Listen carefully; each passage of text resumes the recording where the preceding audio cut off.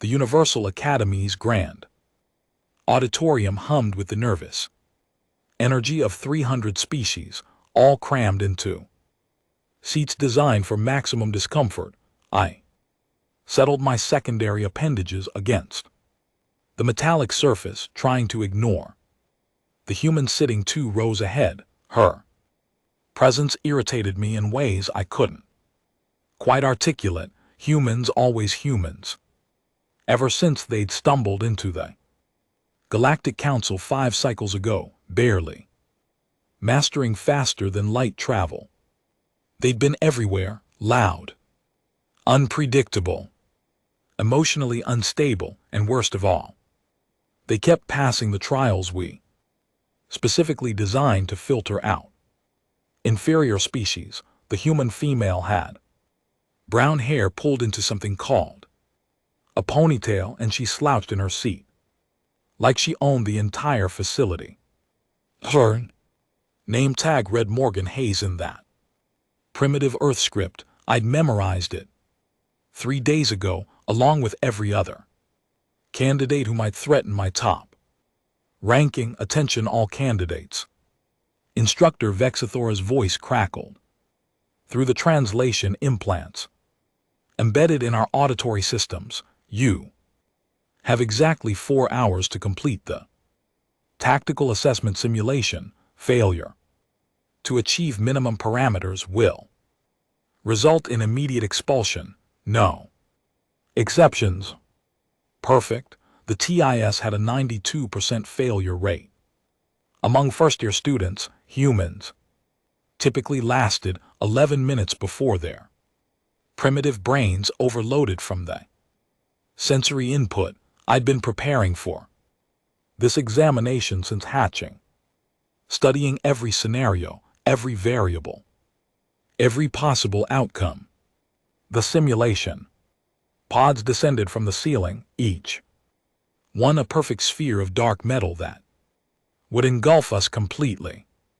Mine landed with a soft thud beside my station. I glanced at Hayes again. She was stretching, actually stretching, like this was some kind of recreational activity. Remember, Vexithora continued, her 3 eyes scanning the room with predatory focus. This simulation adapts to your choices. There is no single correct solution, but there are infinite ways to fail catastrophically. Your decisions will be analyzed for strategic thinking, emotional regulation, crisis management, and leadership potential. Good luck, you'll need it. I slithered into my pod, the interface immediately conforming to my physiology. Neural connectors slid into place, and reality dissolved. Suddenly, I stood on the bridge of a Federation cruiser, alarms screaming in 17 different frequencies. My crew, all computer-generated but disturbingly lifelike, turned to me with expressions ranging from panic to barely controlled terror. Captain, the tactical officer's scales had pallid to nearly white. 3 hostile vessels decloaking off our starboard bow, shields at 40% and dropping, main weapons offline. Standard opening scenario. I'd studied this exact situation in simulation theory class. The key was to maintain calm, assess resources, and execute the retreat protocol before the enemy could target our engines. Evasive pattern. Theta 7, I commanded, my voice steady despite my racing cardiac muscles. Divert auxiliary power to rear shields. Prepare emergency jump coordinates. Sir, we have civilians aboard. Medical transport passengers, 247 individuals. Jump protocols require 15 minutes to evacuate them to escape pods safely. The complication, the simulation always added complications. I recalculated quickly. 15 minutes meant certain destruction. The logical choice was obvious.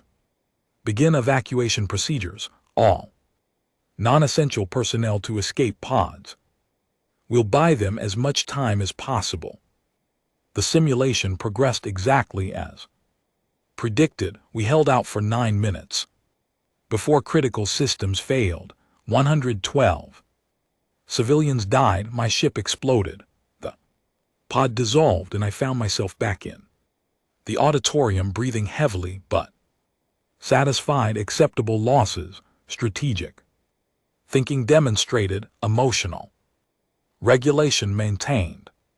The Academy valued commanders who could make difficult decisions under pressure. I pulled myself from the pod and noticed haze emerging from hers. She looked upset. Her face was flushed. That strange human reaction involving increased blood flow to facial capillaries. Her hands were shaking. How interesting. She'd probably frozen up.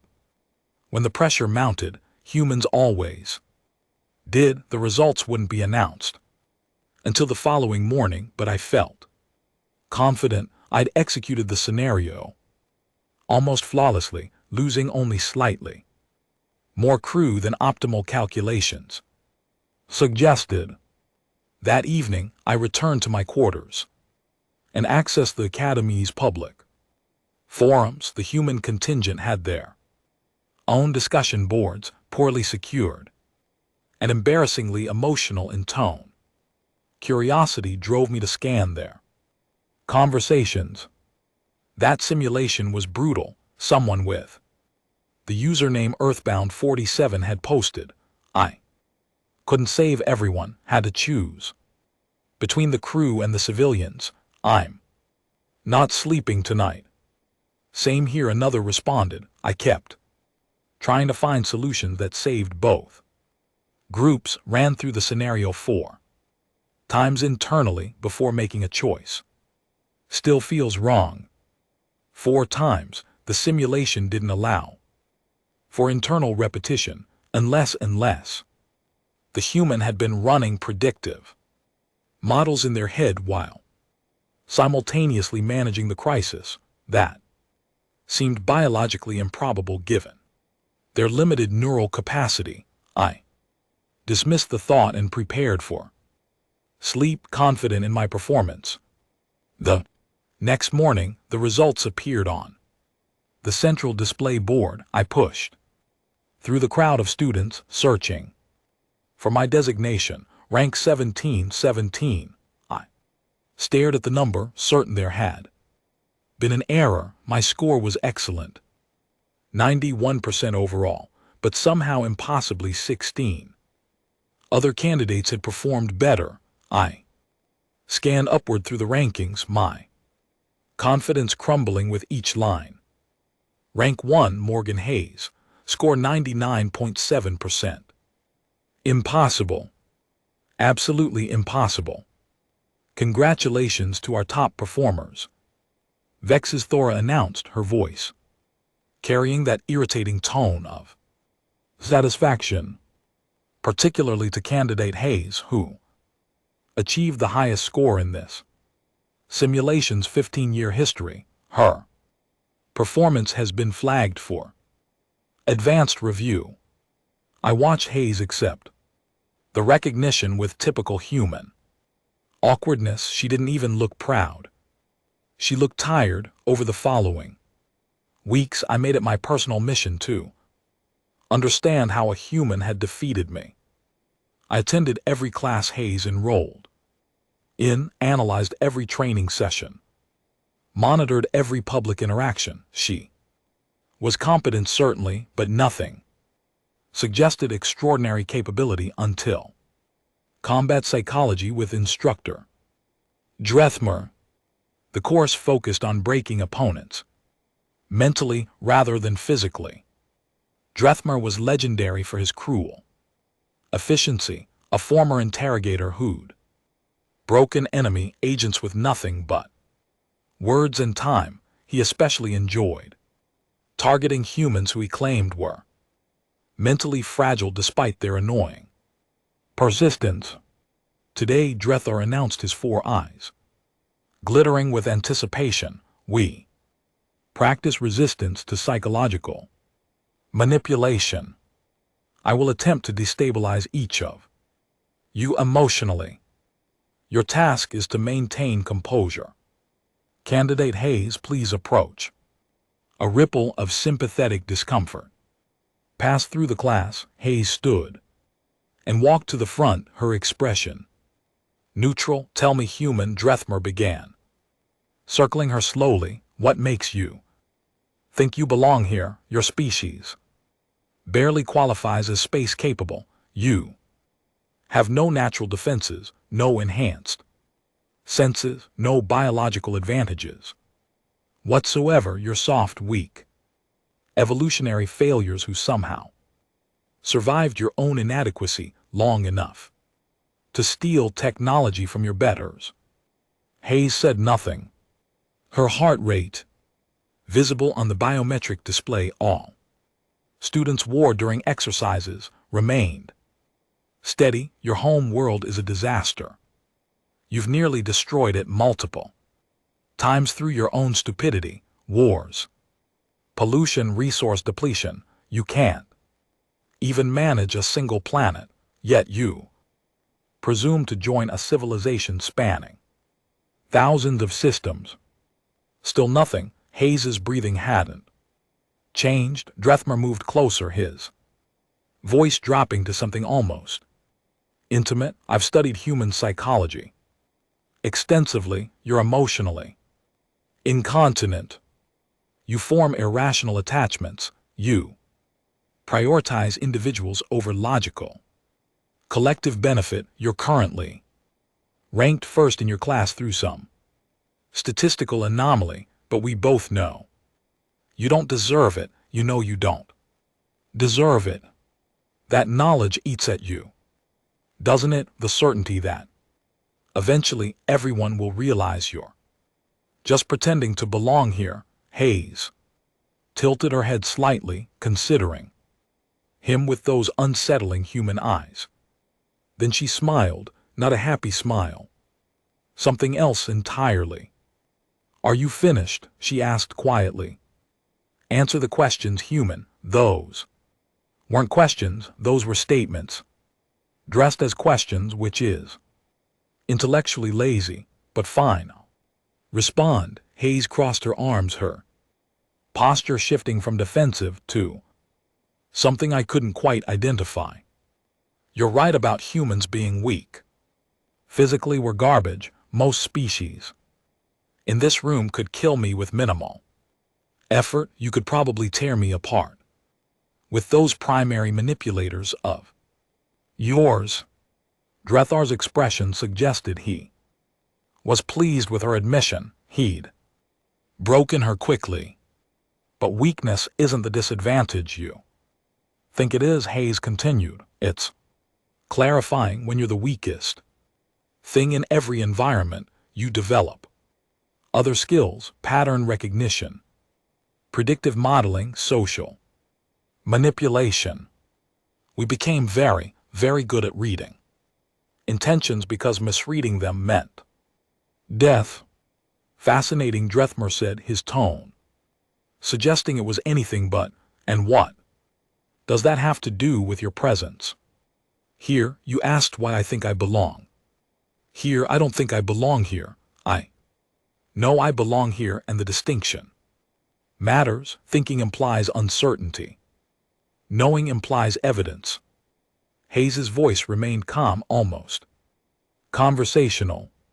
You mentioned the tactical assessment simulation in your preliminary psychological profile of me. Yes, the one where I scored highest in the Academy's history. I leaned forward. She was going somewhere with this. I reviewed the performance data of every candidate in my cohort, Hayes said. Publicly available information, nothing classified. Want to know the most common decision pattern when faced with the civilian evacuation scenario? 83% of candidates chose to sacrifice civilians to save crew. They calculated acceptable losses, prioritized the vessel, followed Standard military doctrine, very logical, very efficient. And you did differently, Drethar. Challenged, I refused to accept the scenario's basic premise. The simulation presented a false choice, a binary decision tree designed to measure how commanders handle impossible situations.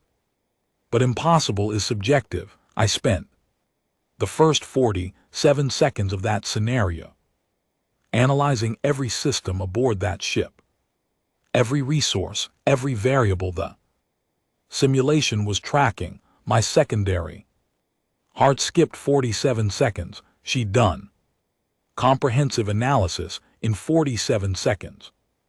I discovered that the medical transport passengers included 6 engineers, 12 emergency medical technicians, and 3 former military pilots. I rerouted communications, organized them into damage control teams, and deputized them as emergency crew. Then I had them manually reroute power conduits while I ran interference with the attacking vessels. Impossible, Drethmer said flatly.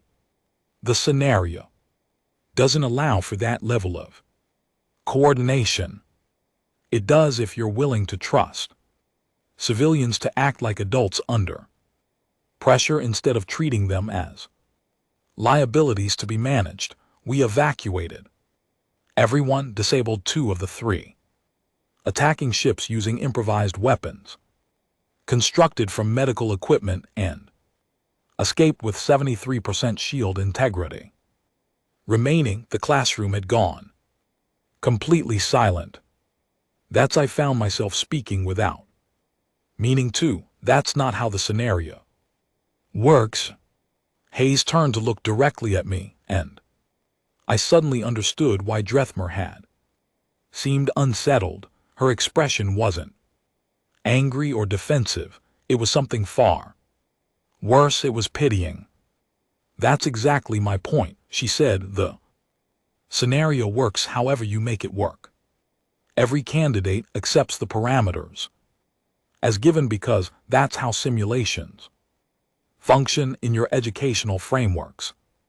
You learn the rules, optimize within those rules, and achieve maximum efficiency. But humans, we grew up on a planet actively trying to kill us, competing with each other for resources, developing weapons that could sterilize our entire biosphere.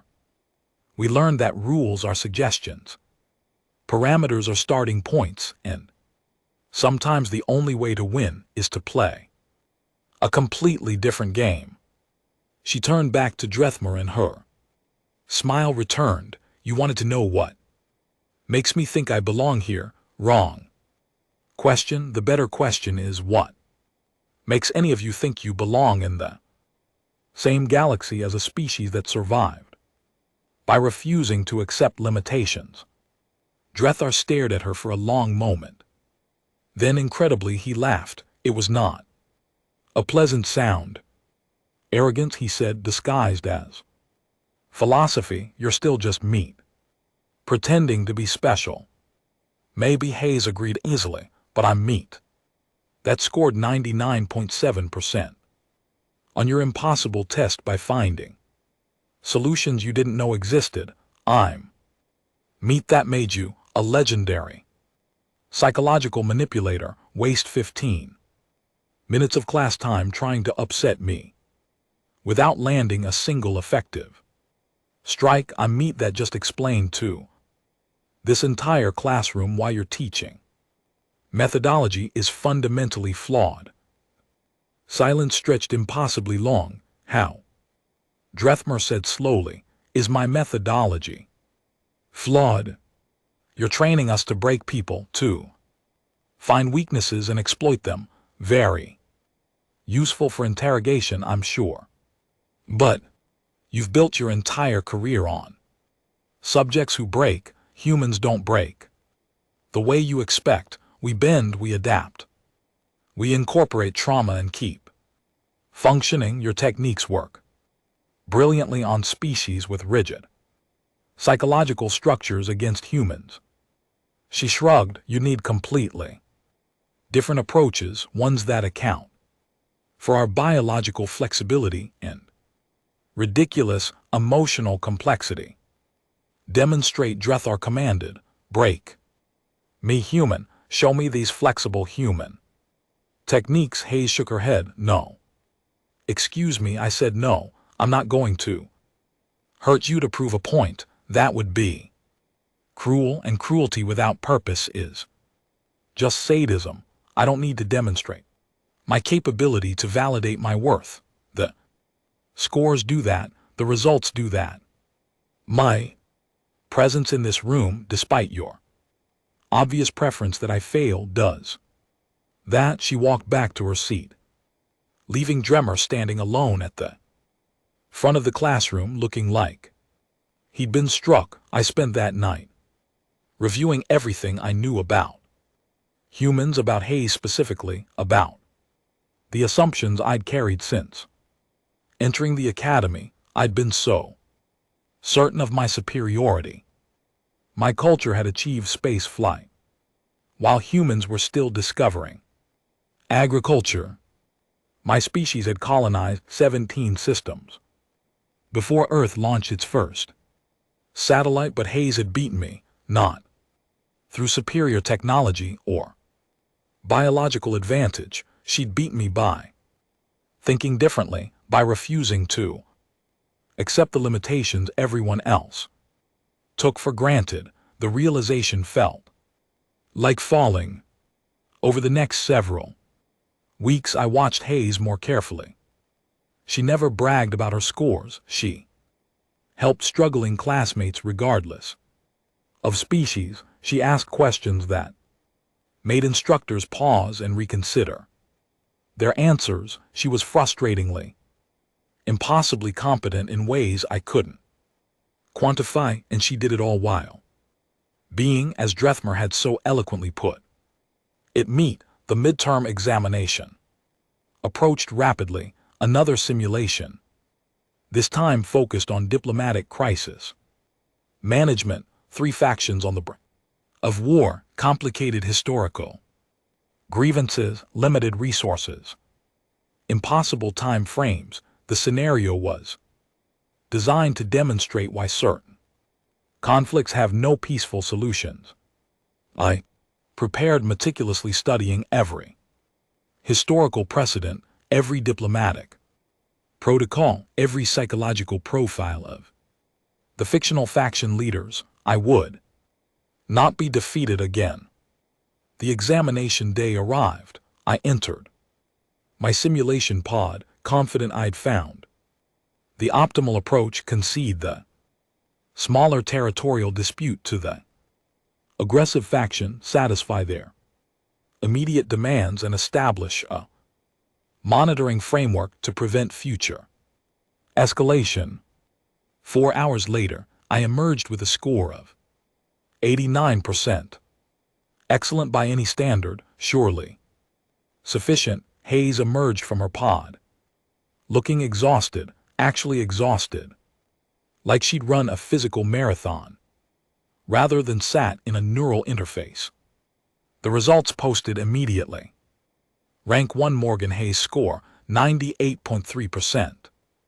I pulled up the detailed breakdown, trying to understand how she'd surpassed me again, and there in the performance notes I found something that stopped my secondary hearts completely. Candidate Hayes identified previously unknown historical connection between Faction B's founding mythology and Faction C's religious text. Established common ground and negotiated comprehensive peace treaty, including trade agreements, cultural exchange programs, and mutual defense pact.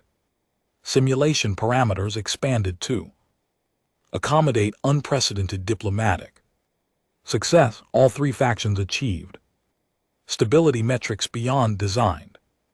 Scenario capacity. She hadn't just solved the unsolvable scenario, she'd made it better than the programmers thought possible.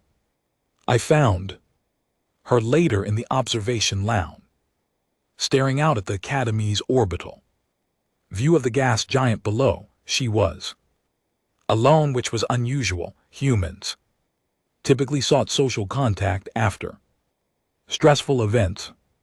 "Why do you do that?" I asked without preamble. Hayes turned, recognition flickering across her face. We'd never actually spoken directly, but she'd obviously noticed my observations. "Do what?" she asked. "Find solutions.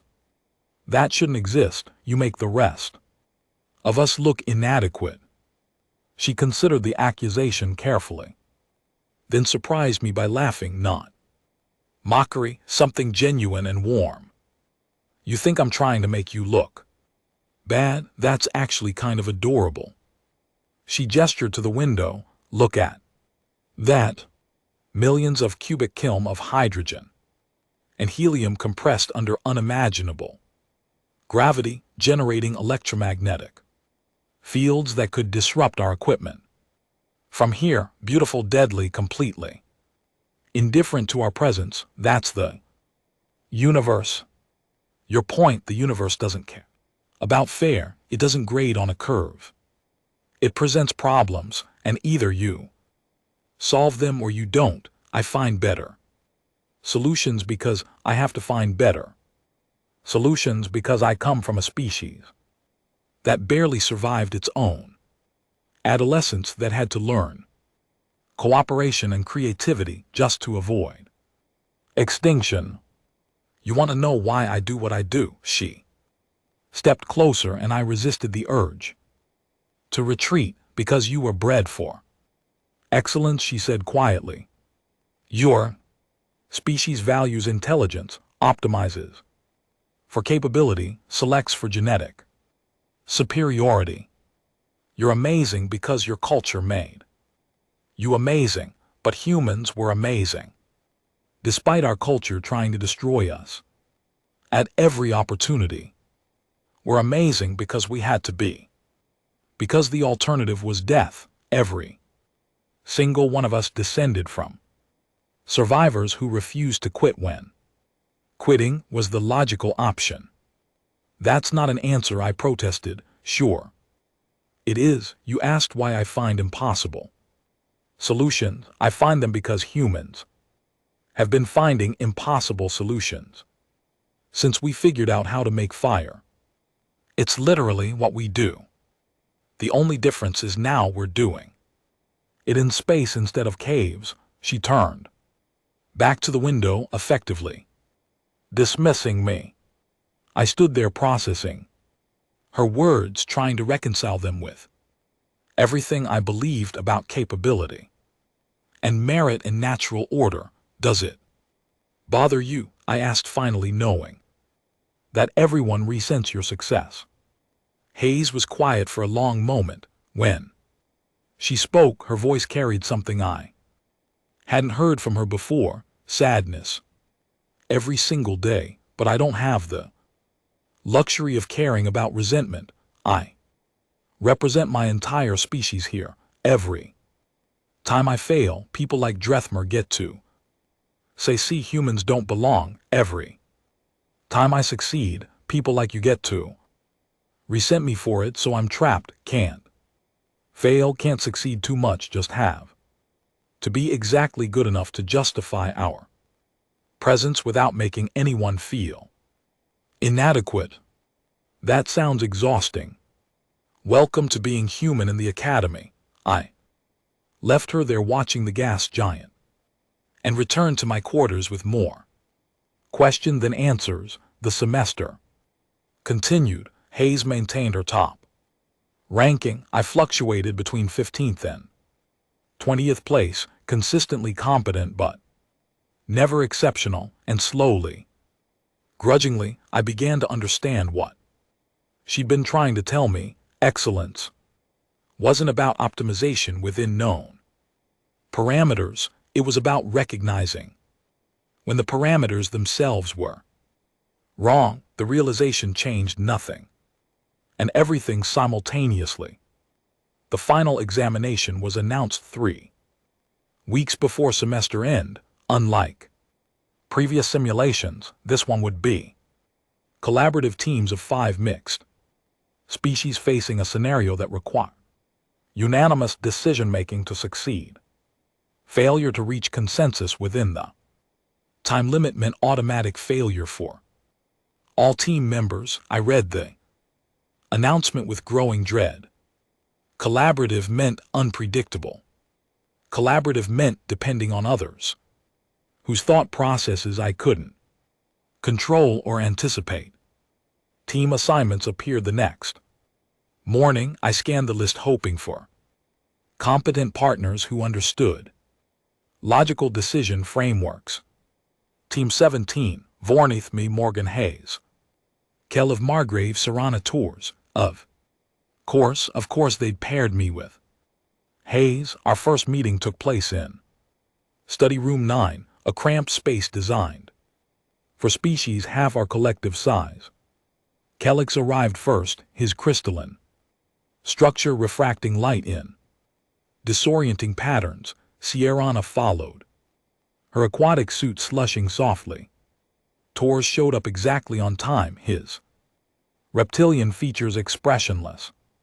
Hayes arrived last, carrying something that resembled caffeinated stimulant in a disposable container. So, Hayes said, settling into a chair that creaked under her weight, we should probably establish communication protocols before the actual examination.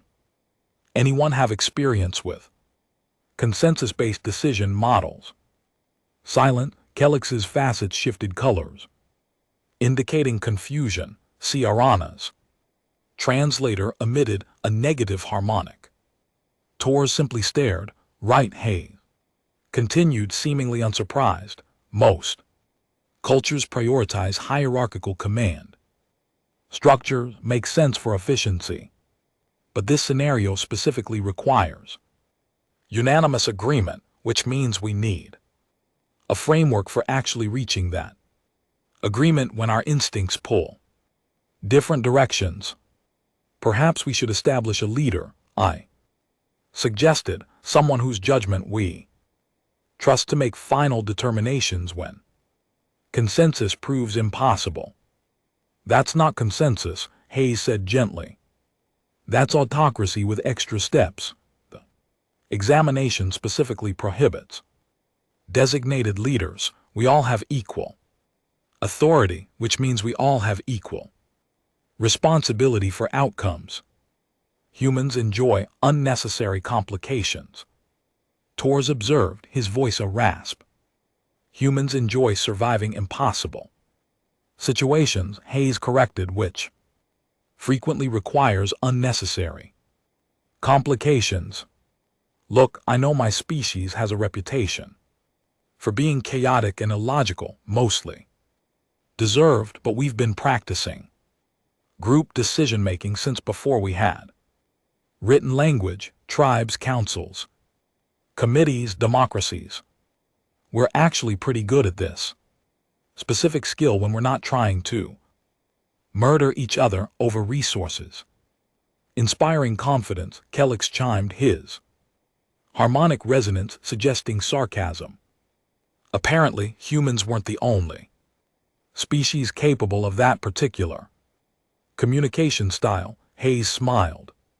Here's what I propose. We spend this session not planning strategy, but learning how each of us processes information and makes decisions.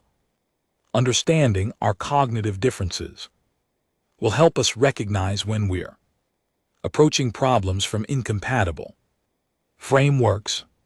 That seems inefficient, I argued. We should focus on studying potential scenario types and developing response protocols. We could do that, Hayes agreed, and we'd walk into the examination with a beautiful plan that collapses the moment we encounter something unexpected and can agree on adaptation approaches, or we could invest time now understanding each other, which gives us flexibility. Later, Sierrana's translator emitted a Thoughtful chord, the human suggests. Tactical patience, uncommon but not. Illogical, I consent to this approach. We spent the next 2 hours engaged in what Hayes called cognitive mapping. Exercises, she asked questions that seemed irrelevant to tactical. Assessment, how we handled stress, what we did when confronted with incomplete information, whether we preferred rapid decisions or extended analysis, how our cultures approached conflict resolution. Torres revealed that his species valued individual honor above collective success. Kellogg explained that his crystalline neural structure processed multiple possibilities simultaneously, making singular choices difficult. Sir described how her aquatic environment had shaped a philosophy of fluid adaptation rather than rigid planning. I admitted that my culture's emphasis on optimization sometimes made me reluctant to accept suboptimal but functional solutions. Hayes listened to each explanation with focused attention, occasionally asking clarifying questions that revealed uncomfortable truths about our assumptions. Okay, she said finally, so here's what I'm hearing. Torres needs to feel respected or he'll prioritize personal dignity over team objectives. Kellogg sees too many options and needs help narrowing choices. Sir adapts well, but might struggle with firm commitments. Vorith optimizes brilliantly within defined parameters, but resists paradigm shifts. And I'm human, which means I'll instinctively try to find creative solutions that ignore established constraints. She'd summarize 2 hours of discussion in 5 sentences, and every word was accurate.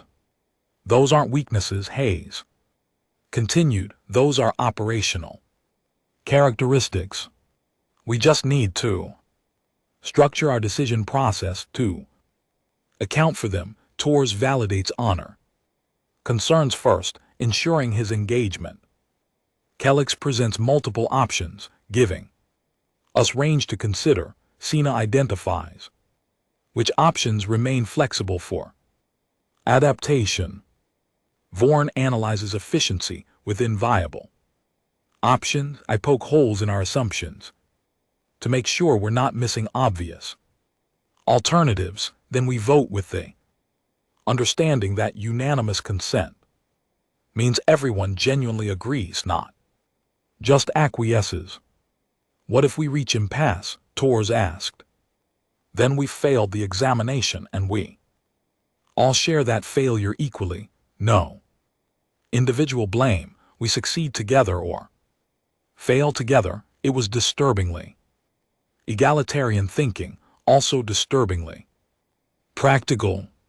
We met 4 more times before examination day, refining our process, practicing with hypothetical scenarios, learning to recognize when one of us was becoming entrenched in a position. Hayes proved surprisingly skilled at identifying cognitive deadlocks and suggesting reframes that allowed forward progress without anyone feeling defeated. The examination arrived with typical academy fanfare. Our team assembled in the designated simulation chamber, neural interfaces calibrated, biometric monitors active. Instructor Vexithora herself oversaw our pod configuration.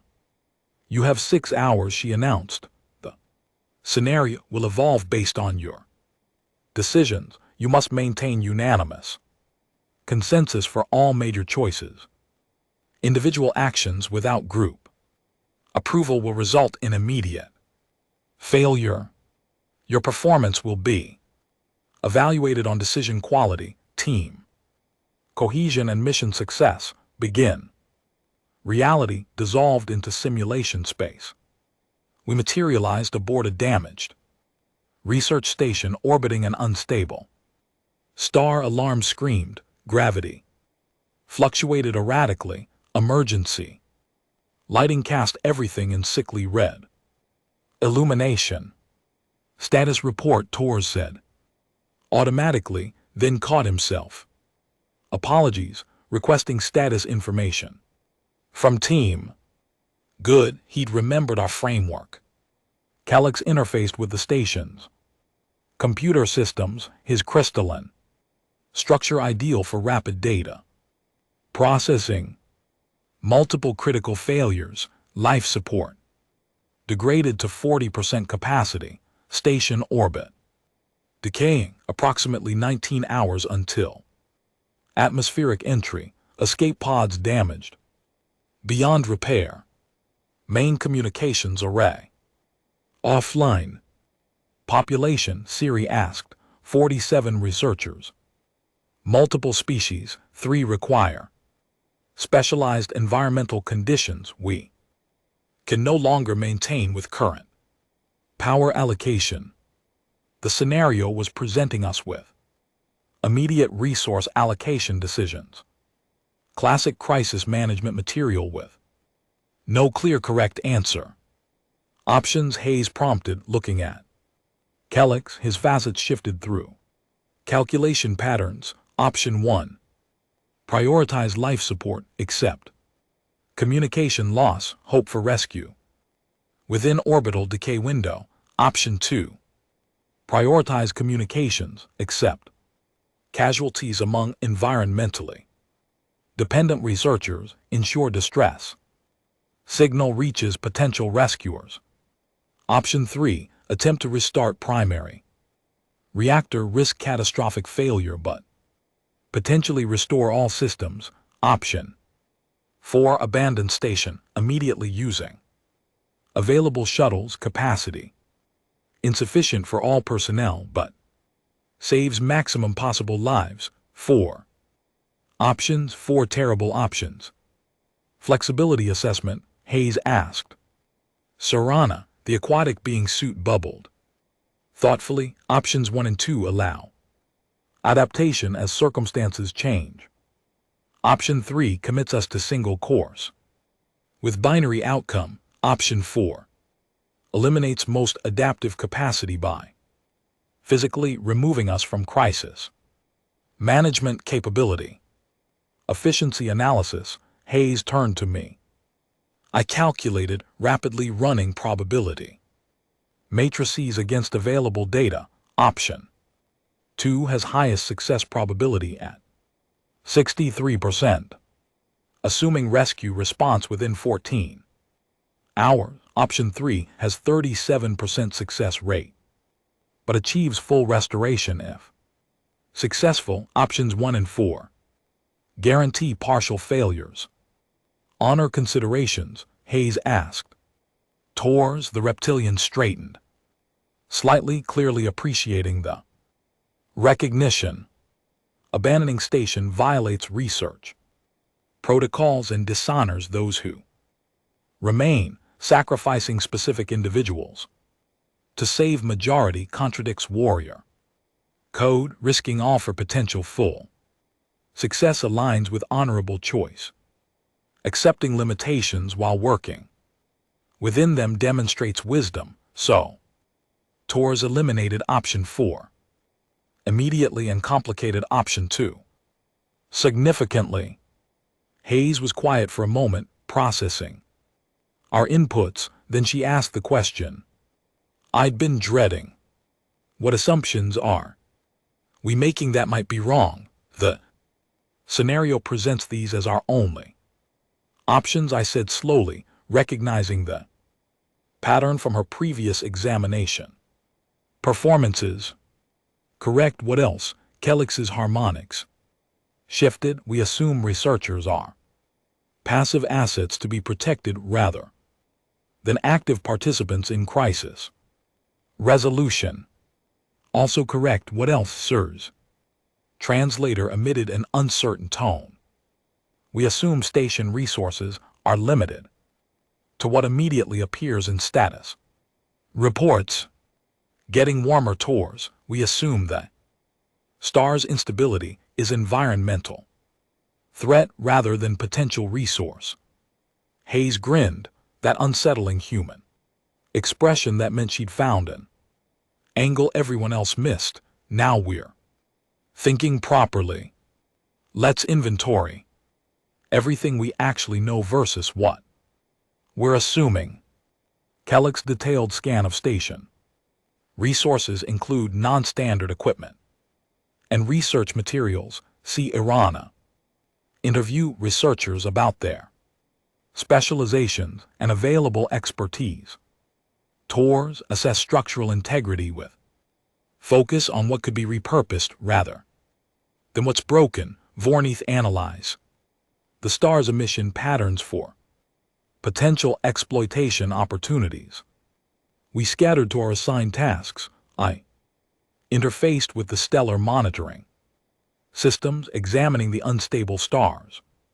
Behavior. The simulation had included remarkable detail, fluctuating magnetic fields, irregular fusion patterns, periodic mass ejections, weight periodic mass ejections following a mathematical pattern. The star wasn't randomly unstable. It was oscillating through predictable cycles. I reported findings to the group. Hayes's eyes lit up with that particular intensity that meant she was connecting desperate information into unexpected solutions. Towards structural assessment. Station's primary heat shielding is intact but unused. Research bay contains experimental magnetic containment equipment designed for plasma studies. Kellick's non-standard resources include 17 high-capacity energy storage units, currently depleted. Multiple researchers specialize in astrophysics and exotic energy manipulation. Sierrana research team includes specialists capable of coordinating complex technical operations under pressure. They express eagerness to contribute rather than passively await rescue. Hayes looked at each of us in turn. I think we can solve this without accepting any casualties, but it requires using the star as an energy source instead of treating it as purely a threat. We capture plasma from the next mass ejection using the magnetic containment equipment, channel it through the heat shielding, store the energy, and restore all station systems simultaneously. The star's emission pattern gives us approximately 4 hours to prepare. Silence. That's completely insane, I said finally. Yes, Hayes agreed cheerfully. It's also possible. Uses our actual available resources, including human expertise, and doesn't require anyone to die. Does anyone have a better idea that achieves unanimous consensus? Tours considered carefully. The approach honors all personnel and demonstrates courage. I support this plan. Kellick's facets arranged into patterns suggesting calculation. Success probability is approximately 48%. But failure modes are no worse than our previous options. The innovation demonstrates proper use of available resources. I support this plan. Serrana's harmonics conveyed something like amusement. The plan adapts station capabilities to environmental circumstances rather than fighting against them. Properly fluid thinking. I support this plan. They all looked at me. I wanted to argue, to point out the ridiculous risk level, to advocate for the safer, more conventional approach that accepted partial failure as inevitable, to maintain my preference for optimization within known parameters. But Hayes had asked if anyone had a better idea that achieved unanimous consensus. And the truth was I didn't. Her plan was dangerous and unconventional and completely characteristic of human problem solving, it was also the only approach that didn't require us to choose who lived and who died. I support this plan, I heard myself say. What followed was 6 hours of intensive collaborative work. We organized the researchers into specialized teams. Tours coordinated structural modifications with military precision. Kellex managed the technical integration of incompatible systems. Sierrana handled real-time adaptation as unexpected complications emerged. I optimized energy flow calculations and resource allocation. Hayes moved between all groups, identifying bottlenecks, suggesting alternative approaches, maintaining team cohesion. The stars mass ejection arrived exactly on schedule. Our magnetic containment field captured approximately 60% of the plasma stream. Energy storage units filled beyond design specifications. Temperature levels approached critical thresholds, and then impossibly everything worked. Station systems came online in cascading sequence. Life support restored to full capacity.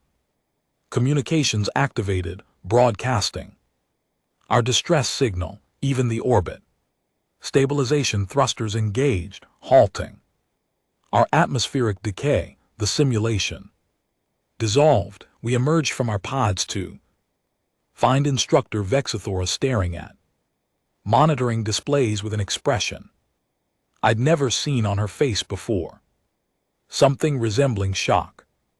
Explain, she said flatly. How you achieved a resolution the scenario designers explicitly coded as impossible. Hayes stepped forward. The scenario presented conventional options leading to partial failures. We rejected the premise that those were our only choices. Instead, we inventoried actual resources, including personnel, expertise, identified an environmental threat that could be repurposed as an asset, and coordinated a technically complex solution that required all team members' specialized capabilities. Standard human approach to crisis management. Really standard human approach. Vexathora repeated, her tone suggesting she found this explanation inadequate. Humans are excellent at ignoring design specifications when survival requires it. Hayes said, we've been doing it for approximately 200,000 years. This was just another Thursday for us. Metaphorically speaking, your success probability was below 50%. Correct, but our failure probability for conventional approaches was 100%. For some personnel, we chose the option where everyone had a chance of survival over the option that guaranteed some deaths. That's also standard human moral calculus. Vexathora turned to the rest of us, and you all agreed to this absurdly risky plan. Tor straightened to his full height. The human established a decision framework that honored each team member's cognitive approach and cultural values. Within that framework, her proposed solution was the only one that achieved true unanimous consensus rather than forced compromise. We succeeded because we operated as an actual team rather than a committee seeking lowest common denominator agreement. The human taught us to think differently. Kellex added, his harmonics conveying something like respect. Not to think like humans, but to question our own assumption frameworks. She made the complicated unnecessarily simple. Kana's translator chimed, or perhaps the simple unnecessarily honest. The distinction remains fluid. Vexathora looked at me last, and you, Vornith, you who have argued in every class that humans lack the cognitive discipline for Proper strategic thinking. I felt my secondary appendages curl with discomfort, but Hayes had taught us something about honesty in the past. Weeks, I was wrong, I said simply. Humans don't lack cognitive discipline. They have different cognitive discipline, one that prioritizes adaptability over optimization, innovation over efficiency, and collective success over individual perfection. I've spent this entire semester trying to prove my superiority through traditional metrics, and a human kept defeating me by recognizing that traditional metrics were insufficient for the problems we faced. Insufficient. Vexithora repeated softly, the universe doesn't care about our measurement systems. I continued, echoing Hayes's words from weeks earlier. It presents problems, and either we solve them or we don't. Humans solve problems by refusing to accept that solutions are impossible. That's not a flaw in their thinking. That's their primary evolutionary advantage. The classroom had gone completely silent. Even Hayes looked surprised by my admission. Vexithora studied us for a long moment, then incredibly she made a gesture that among her species indicated deep respect. Team 17 scores 97.4% on the final examination. Highest recorded score for collaborative scenario in Academy history. You are all dismissed. We left the chamber together, our group moving with the unconscious coordination that comes from successful teamwork. In the corridor outside, we paused, uncertainly, unsure how to proceed now that the examination had concluded. Celebratory meal, Hayes suggested. Human tradition after successful missions involves consuming excessive calories while reliving our near-death experiences. I'm told most species find this disturbing but tolerate it anyway. I require sustenance, Torres admitted. And your human traditions, while strange, have proven effective thus far. Consuming nutrients together strengthens social bonds, Kellix observed. Practical application of biological imperatives to maintain team cohesion. Everything is better with food nearby. Serana's translator added, we found ourselves at the Academy's multi-esses cafeteria, an architectural nightmare designed to accommodate radically different nutritional requirements and environmental needs. Hayes ordered something that resembled compressed plant matter between bread layers. I acquired my standard nutrient paste. The others obtained their respective requirements. Can I ask you something? Torres said, eventually directing his question at Hayes. The psychological evaluation with Instructor Drethmer. When he attempted to break you, why didn't you retaliate when he gave you permission to demonstrate your techniques? Hayes swallowed her plant matter carefully before responding. Because hurting someone to prove you can hurt them is pointless cruelty. Drethmer already knew I could hurt him. That's why he challenged me to try. He wanted to confirm his assessment that humans are fundamentally aggressive. Refusing to perform validated my actual point much more effectively than any demonstration would have. But you could have. Torres pressed. Could have broken him as he breaks others. Probably. Hayes admitted humans are terrifyingly good at psychological manipulation when we choose to be.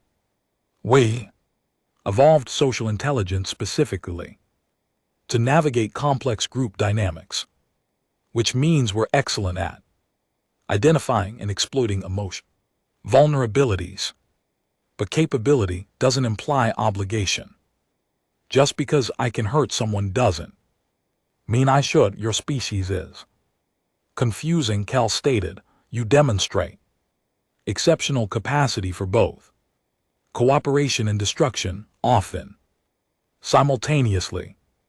Welcome to humanity, Hayes said with a slight smile. We contain multitudes, as one of our poets once wrote. We're capable of extraordinary compassion and horrifying cruelty, sometimes from the same individual in the same day. We build civilizations and destroy them.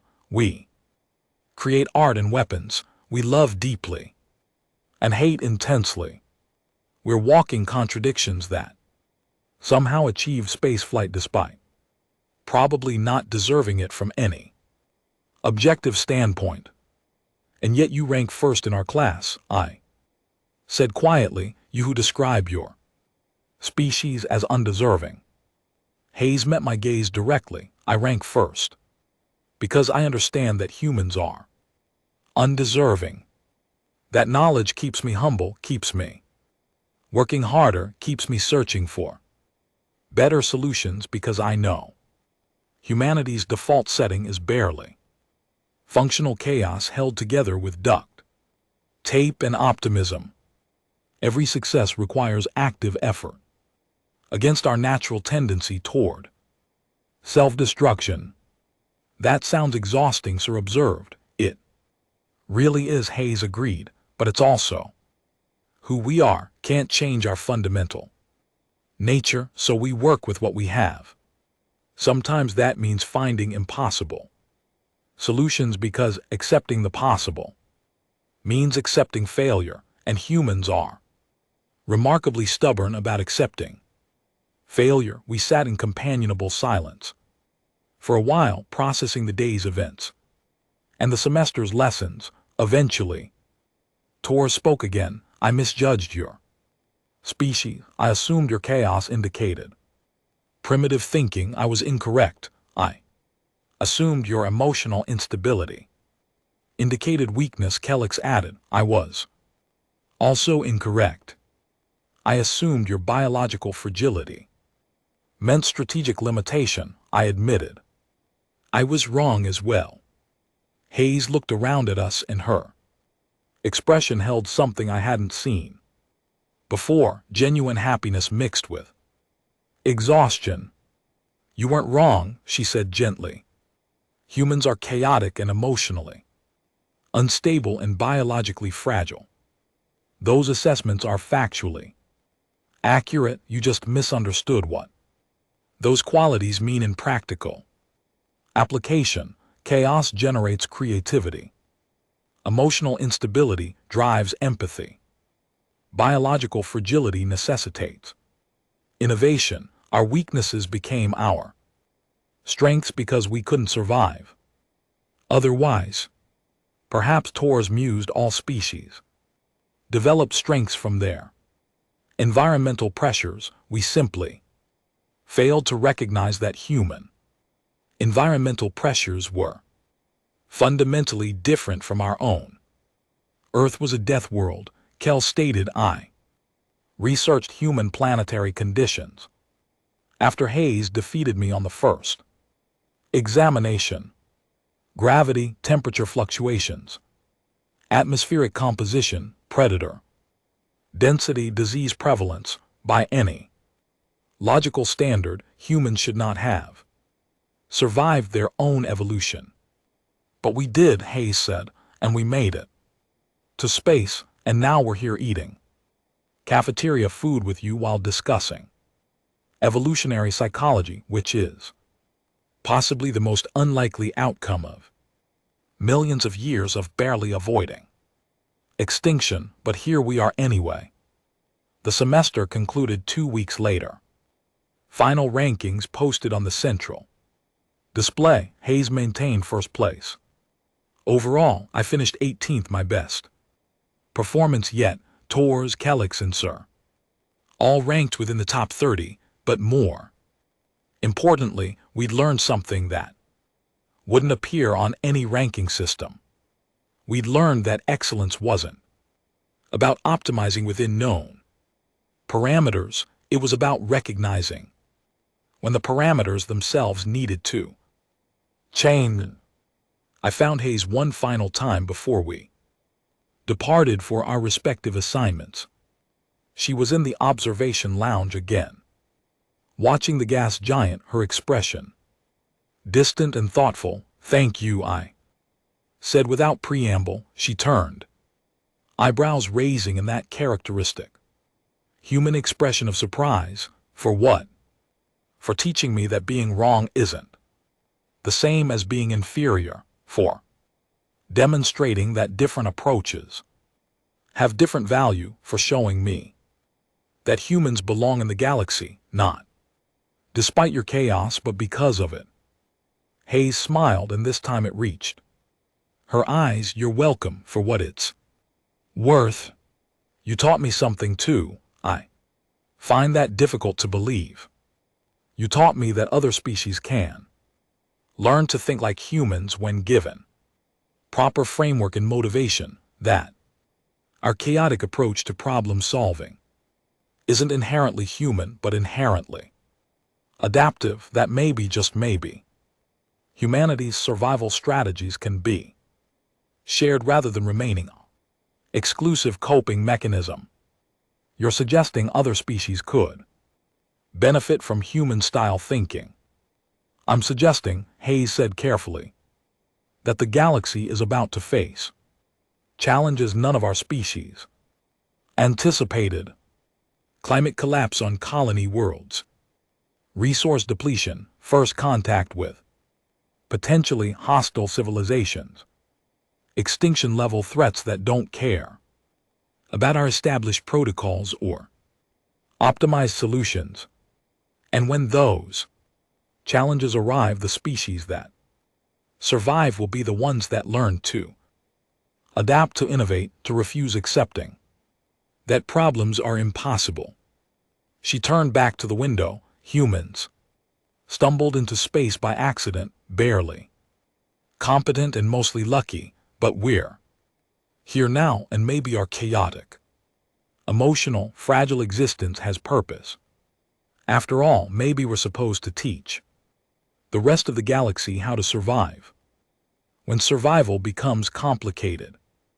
I stood beside her, watching the gas giant rotate through its eternal dance, and considered her words. Perhaps humans were right. Perhaps the universe didn't care about our measurement systems or our optimization frameworks.